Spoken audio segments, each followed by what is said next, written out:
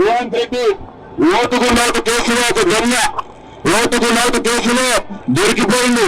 ఆయన జైలుకు వెళ్ళే టైం దగ్గరికి వచ్చింది. నేను జైలు అవుతానేమో అని సాక్ష్యాలు దొరకకుండా హైదరాబాద్ లో ఫోరెన్సిక్ ల్యాబ్ ను అంటుపెట్టిండు.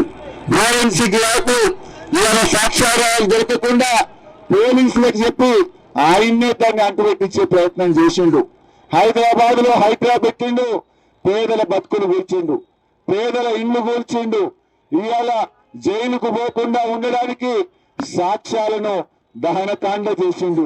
ఇవాళ రేవంత్ రెడ్డి డైరెక్షన్ లో ఇది పోలీసులు చేసినటువంటి దహనకాండ. ఏదో ప్రమాదవశాత్తు జరిగిందని, ఇదేదో అనుకోకుండా జరిగిందని నమ్మించేటువంటి ప్రయత్నం చేస్తా ఉన్నారు. బట్ ఏది చేసినా రేవంత్ రెడ్డి 50 లక్షలతో ఒక ఎమ్మెల్యేను కొంటూ పట్ట పగలు దొరికిన దొంగ ఈ రేవంత్ రెడ్డి. ఈ రేవంత్ రెడ్డి ఏనాటికైనా జైలుకు పోక తప్పదు, శిక్ష పడక తప్పదు. అందుకే ఆయన జైలుకు పోతాడు కనుకనే రోజు కేసీఆర్ గారి మీద, మా మీద నోరు బారేసుకుంటా ఉన్నాడు.